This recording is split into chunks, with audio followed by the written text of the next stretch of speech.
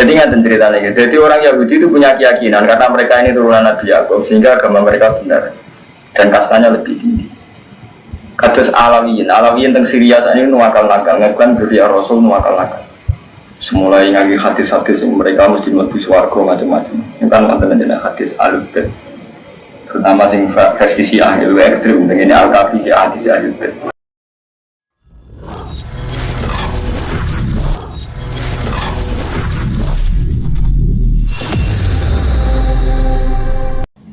Mengenai mustalahat yang disebutkan tadi, kalimat istilah yang dipakai untuk Alawiyin ini memang ada beberapa istilah, di antaranya diistilahkan dengan Sayyid atau Habib, dan istilah-istilah di luar juga digunakan seperti istilah Syarif dan seterusnya.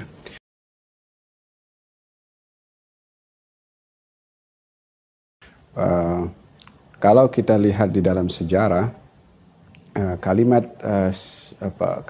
Habib itu mulai muncul atau digunakan di zaman Al-Imam Umar bin Abdurrahman Al-Attas sahib al-Ratib, Umar bin Abdurrahman bin Aqil bin Salim Al-Attas. Sebelum zaman beliau dan juga di zamannya Imam Abdullah bin Al-Haddad sudah mulai digelari dengan gelaran Habib. Itu selisihnya berapa abad baru muncul ada istilah Habib itu. Ya. Siapa yang pertama kali dipanggil Habib? Habib Umar bin Abdurrahman Al-Attas, Ba'alawi. Ya. Ba'alawi.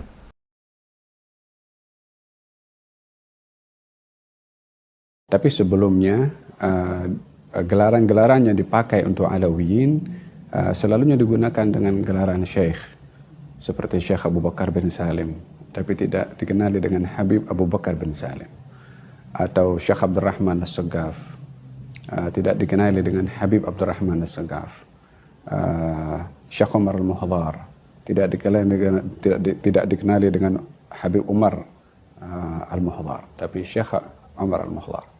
Gelaran-gelaran itu ada sebagai satu penghormatan kepada seorang yang mempunyai kedudukan dan keilmuan, digelari dengan Asy-Syekh. Tapi di zaman Imam Umar bin Abdurrahman Al-Attas dan juga Imam Abdullah bin Al-Haddad, karena mereka satu zaman, hanya Imam Umar bin Abdurrahman Al-Attas lebih tua, bahkan di antara syekhnya Imam Abdullah bin Al-Haddad, Syekh Umar bin Abdurrahman Al-Attas. Di zaman beliau digelari dengan gelaran Habib.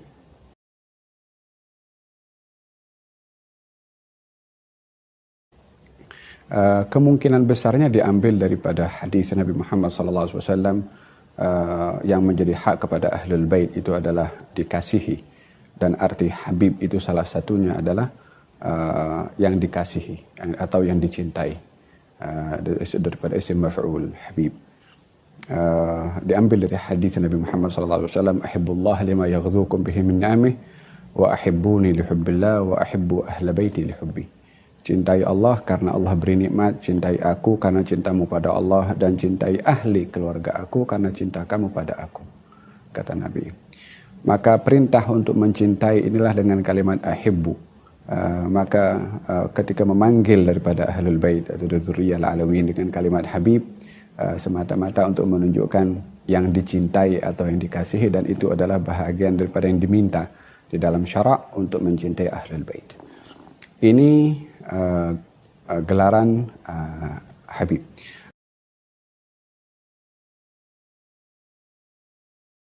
Adapun gelaran Sayyid ini dari zaman Nabi SAW, ketika Nabi mengatakan kepada cucunya Al-Hasan bin Ali bin Abi Thalib, katanya, inda ibni hadha Sayyid, anakku ini Sayyid.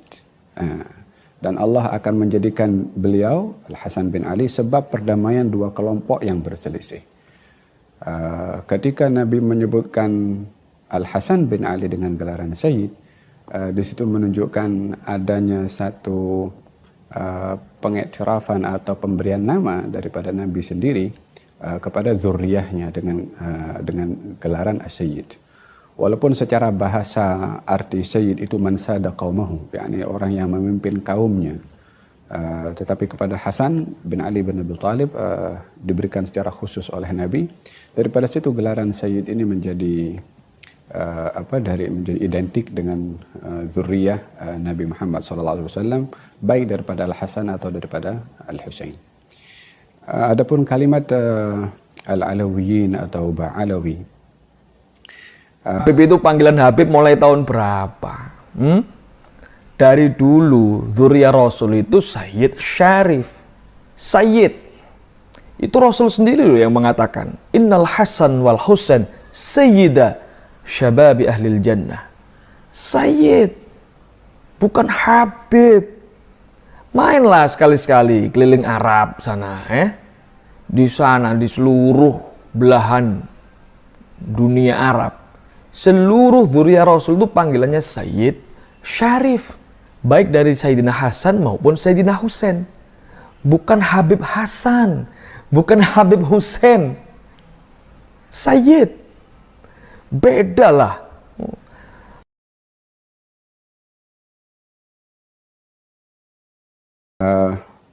Nisbah kepada seorang bernama Ali bin Ubaidillah bin Ahmad bin Isa al-Muhajir, orang pertama yang dinamakan Alawi daripada zuriyahnya Ahmad bin Isa al-Muhajir. Dan beliau adalah orang pertama diberi nama Alawi, yang daripada beliau itu lahir keturunan yang dinamakan Bani Alawi atau Banu Alawi. Maka dinisbahkan kepada Alawi atau Ba'alawi kepada Ali bin Ubaidillah bin Ahmad bin Isa al-Muhajir. Apa sebabnya kepada Alwi? Kenapa bukan kepada Ubaidillah atau kepada Ahmad bin Isa? Karena beliau adalah orang pertama daripada zuriyah yang diberi nama Alawi dan berada di Hadramut ketika itu. Dan itu ketika Sayyidina Ahmad bin Isa al-Muhajir yang duduk dan tinggal di Hadramut. Orang pertama yang ada di situ daripada zuriyah yang namanya Alwi, Ali bin Ubaidillah. Kalimat Ba'alawi itu kebiasaan orang Hadramut dulu kalau ingin menyebutkan nama keluarga itu menggunakan ba. Jadi Al-Alawiyin ini menggunakan Ba'alawi, yakni tazamunan atau menyesuaikan dengan wilayah dan budaya orang-orang Hadramut. Kalau menyebutkan nama keluarga dengan ba, maka kita pun juga menggunakan dengan Ba'alawi. Kalimat ba itu seperti Al-Alawi atau Ba'alawi, Al-Alawi, lebih kurang seperti itu. Kalimat ba-nya itu menyesuaikan dengan keadaan di Hadramut pada ketika itu. Ini nisbahnya kepada Alawi atau Ba'alawi atau Al-Alawi.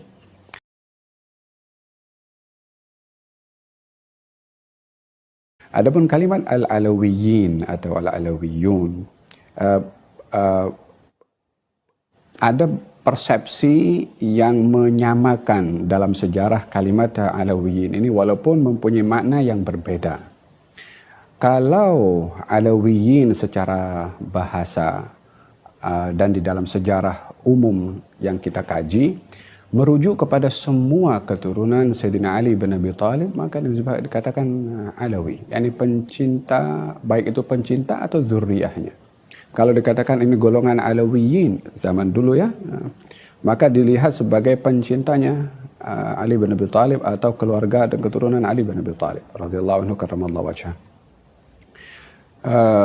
Tapi kalau secara spesifik khusus kalimat Alawiyin yang digunakan di Hadramut adalah bukan termasuk daripada Alawiyin yang tadi dalam sejarah yang ditulis oleh Al-Imam At-Tabari dalam kitab tarikhnya, Al-Imam Ibn Katsir dalam kitab Al-Bidayah wa Nihayahnya. Kalau Alawiyin yang dimaksudkan daripada pembahasan kita hari ini adalah keturunan dan zuriyah daripada Alawi itu sendiri yang saya sebutkan tadi, maka mereka dikatakan Alawiyin karena semua yang lahir di Hadramut dan menyebarkan dakwah di Nusantara ini keturunan daripada Alawi bin Ubaidillah bin Ahmad bin Isa al-Muhajir, maka keturunannya, zuriyahnya dinamakan Alawiyin. So itu istilah yang ada. Adapun Alawiyah sifat mungkin kalau itu dinisbahkan kepada seorang perempuan syarifah maka dikatakan Alawiyah. Kalau itu dinisbahkan kepada tariqah karena dia muannats maka sifatnya pun juga muannats, tariqah al-alawiyah dari aspek bahasanya. Saya rasa mungkin itu yang bisa saya sampaikan berkenaan dengan perbedaan Sayyid ataupun Habib ataupun Ba'alawi atau Alawiyin atau Alawiyah.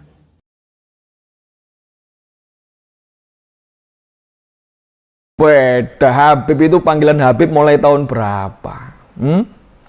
Dari dulu Dzurriyyah Rasul itu Sayyid Syarif. Sayyid. Itu Rasul sendiri loh yang mengatakan, Innal Hasan wal Husain sayyida syababi ahlil jannah. Sayyid, bukan Habib. Mainlah sekali-sekali keliling Arab sana, di sana, di seluruh belahan dunia Arab, seluruh dzurriyyah Rasul itu panggilannya Sayyid Syarif, baik dari Sayyidina Hasan maupun Sayyidina Husain. Bukan Habib Hasan, bukan Habib Husain. Sayyid, beda lah. Itu selisihnya berapa abad baru muncul ada istilah Habib itu. Ya, siapa yang pertama kali dipanggil Habib? Habib Umar bin Abdurrahman Al-Attas, Ba'alawi. Ya, Ba'alawi. Yang muda dipanggil Sayyid, kalau tua jadi Habib. Mulai kapan? Ada ulama besar, ya, ulama aswaja di tanah suci Mekah. Abuya As-Sayyid Muhammad bin Alawi Al-Maliki Al-Idrisi Al-Hasani. Itu sampai sepuh, sampai wafatnya Sayyid, bukan Habib. Udahlah, jangan bikin berita hoax. Keluarga saya itu banyak yang alumni sana, ya, guru-guru saya banyak alumni sana, teman-teman saya, saudara-saudara saya banyak. Gak pernah beliau dipanggil Habib Muhammad bin Alawi Al-Maliki, gak ada. Sayyidil Habib gak ada. Yaitu barusan aja anak-anak dari keluarga Ba'alawi yang nyantri ke sana, itu gurunya habaib seluruh dunia loh. Ya tidak semuanya yang berhasil lulus tes ujian aja yang masuk ke sana. Nah, kalau paling seneng mau Ihya Juz 3 wonten polemik menyangkut dzurriyyah Rasul. Kita kok repot karo mantu iki. Misalnya kok kula kiai gede tetep masyarakat ndarani anak turun kula sing paling berhak mimpin pondok. Sajane nggih sae mawon pas netepi syarat nak mboten. Lah wong liya sing ora alim gak berhak. Lah wong sing alim ra berhak itu kadang drengki repot. Jadi ngaten ceritanya gitu. Jadi orang Yahudi itu punya keyakinan karena mereka ini turunan Nabi Yakub sehingga agama mereka benar dan kastanya lebih tinggi. Kados Alawiyin teng Syria saat ini nuwakal-nakal, ngakuan dzurriyyah Rasul nuwakal-nakal. Semulai ngaji hadis-hadis yang mereka mesti mlebu swarga macam-macam. Ini kan wonten jeneng hadis Al-Bait. Terutama sing versi Syiah itu ekstrim dengan ini Al-Kafi di hadis Al-Bait. Terjadi Imam Ghazali ngangge ayat iki lahar maka sebab walakum maka sabtu. Pada akhirnya nang ngarepe Allah sing penting ku amal, iku kasbuka, amal kerjamu. Karena orang itu tidak adil, barang sing abstrak ya, barang sing abstrak kadang kita yakin. Tapi barang sing real kayak gak yakin. Ini bodohnya manusia. Misalnya nih, sampai dua hizib telak santet. Berhubung santet Zaid, sampai misalnya dua asumsi di santet Zaid. Santet Zaid kan gak ketok. Nyantet tenan bora kira ketok. Tapi ke SGR nak orang mandi itu mereka ditolak santet. Swarga ki ngoten, swarga ora ketok. Kita tahu-tahu GR mergo melok toreko sawangane mlebu swarga. GR mergo dzurriyyah Rasul mlebu swarga. Tapi dari Imam Ghazali, ketika abstrak ini di fisik, kuwi ra ndek keyakinan ngono. Contoh paling gampang ya. Nak amali bapak manfaati kue amal ada kita meripat. Mbok sekali-kali bapak mentok semangan kira mangan wani. Sing fisik, sing kasat mata. Gak wani, mulai dari Imam Ghazali, Agum yasba'u nabi akli abaihim wala yakulun. Apa mereka berani merasa kenyang? Gak usah mangan, cukup bapak itu harus mangan. Kenapa nak amal nek wani ngono? Iki mergo ora iso padha-padha iso dibuktekno maksudnya paham. Bapakmu mangan. Nak kowe percaya amale bapakmu tok kowe ora usah mangan. Wah, bapakku wis mangan. Wani.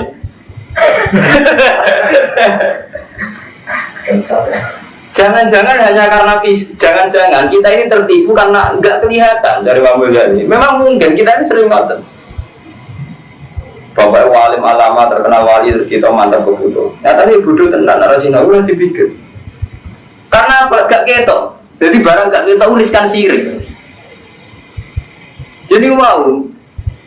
Saat ini si untuk musibah. Sajane cara Allah mergo ge mang subuhe kodok, mergo mau berdosa, nggo mlebu dosane. Iki sekaruan cara Allah musma'ale kabeh, hadis kabeh.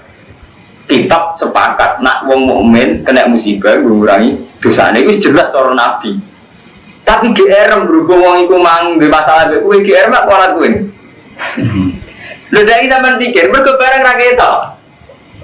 Tapi sekali barang ketok kowe terus meyakini sesuai barang sing ketok. Misalnya ngaten cah iku yang ditabrak Rumanto sampean yakin sampe Rumanto numpak mobil banter. Jadi ternyata kita meyakini barang-barang ra ketok iku khoyali mergo sekali ketok kowe ora ngrumusno iku. Lah ning amal kita ini sering kayak itu. Jadi dari Imam Ghazali kelompok Alawiyin kalau meyakini karena dzurriyyah Rasul atau mlebu swarga, sekali-kali sing urusan fisik. Yo meyakini gitu. Kok samanan bapak ilmangan. Apa wani ya ngoten. Jadi repot. Padahal jelas cara Quran hadis ngukur mlebu swarga ora jelas amal. Memang kita harus hormat dzurriyyah Rasul itu jelas. Kita harus hormat. Tapi benten hormat sampai meyakini mlebu swarga lho niku bertaruh. Sampai meyakini tiap anak kiai ngalim niku bertaruh akidah. Tapi nek sampai wajib hormat itu kan khitab peradaban lebih gampang kan sampean. Kalau wajib hormat tapi nek sampai duwe keyakinan akidah tertentu bahwa si A si B mesti mlebu swarga. Sampean malah dolanan akidah. Lho ya. Sudah dalam Quran hadis ya kan. Bang, itu masalah-masalah kita yang khoyali itu dari Imam Ghazali itu sudah pada titik terparah. Ini mau contoh paling gampang jenis-jenis kayak Mustafa ya, setengah-setengah percaya dungo itu memang resikonya kan nggak. Mulai Imam Ghazali sampai nyontok nang ini, nak kue macan percaya dungo mati, kue saya kisah dungo. Dari zaman kue cek cilik, ngerti mangan sering dituruti pengiran atas nama apa, kue zaman kue kisah dungo, kue sering kasih tem kasih. Terus apa pasti kue? Jadi sekali-kali ngimani Allah itu yukti himayasa ya tasu dirahmati. Sekali-kali yakin Allah ngekek kowe krana fadhole kena apa sih apa suwite krana amal cek GR. Kowe iso ndonga kan paling gak tak usah hidayat. Misale Pak Mustofa, isane ndonga bar mondok. Kan yo tahu umur 20 tahun sebelum itu atau 5 tahun sebelum itu jadi caci lek iso ndonga kok iso mangan. Bareng saiki iso ndonga malah isane rezeki mergo ndonga aku mandi. Seneng deh. Dewa awake kan. Lah yang kan iso ndonga. Keturunan atas nama apa?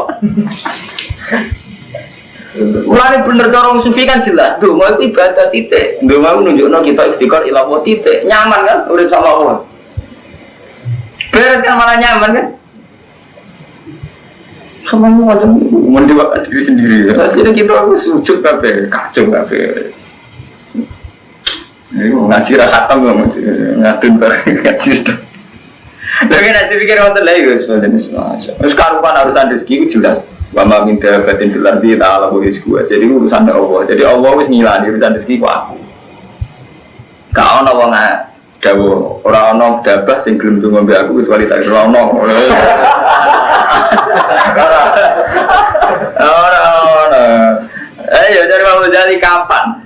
Terus kowe saya kira percaya rezeki berkah selamat mergo hisib pembelaman kowe cilik selamat terus ngira hisib nasor selamat sembrono apa ya bareng saiki iso hisib nasor nek sawangane kabeh selamat mergo tolak tete mati wali alam iya lho kan lucu zaman rong iso hisib nasor taman kok wis selamat nyata di urip mandiri iki bareng wis iso hisib nasor kok rubah awalnya tiap selamat krono tolak santai mau hisib nasor niat ibadah kan nyaman wis ini selawat gitu malah nyaman kan ketimbang akhirnya ngoten niku ijab ngoten ujug ya bahasa santri ini. Enggak kayak wong Yahudi zaman ujug ngrasa turunan Nabi Yakub ngrasa bener. Sampai menilan tamat sana naru ila yama maju dan paling kemudian rokok wis delok ae istilah nenek moyang pikirane Yahudi. Nah, ya iku wae cara Imam Ghazali. Oke, nah amal gak ketok padha-padha ora buktine kan. Sing fisik juga bapak semangat lho kan aku mau tinggi apa berani mereka berani PD kenyang gak usah mangan ke bapak itu ramah aja enak fisik Mandi sampean bapak itu sing lambiran kita sak lambiran. Jangan dicek fisik gak wani. Lah bodoh kowe maca dolak santet, colak santet sawangane mandi, kenyataane ora santet tenan. Wani ki mung ditolak tabrak mobil fisik. Jajal pilih mantu LG. Disegat sampean wani. Tapi nak santet berkurang kita kan GR mawon. Artinya khoyali kita pada hal yang enggak kelihatan itu tinggi. Jangan-jangan khoyali ini. Ini jenis ilmu khoyali kan. Yang paling gampang yakini selamat karena fadil lah. Wah sekarang bener diridani Allah, mujmalah nyaman kan. Taman ketemu Allah ini nyaman. Oh, duduk bareng gede roh hisub dan rumus nasi ditolak sandet teman. Ya itu coba deh. Suwantet sok ramah. Nyantet itu sopo. Si mari ramah itu sopo. Dari tuan mampu. Mana ditambahin dari rumah, sungguh di netok fisik untuk syarat kondiwana semenit tok malah kodak. Malah wajib dah kan. Kalau sering orang kaya kita agak jajal lah nyantet aku. Cia dek tenan. Repot sedang mitos-mitos untuk singal. Tapi sampai orang ngomong namanya cek rentang kualat, dan kulo rentang kualat tolak bala. Mati rasa. Cara kula matam wis mati rasa. Repot.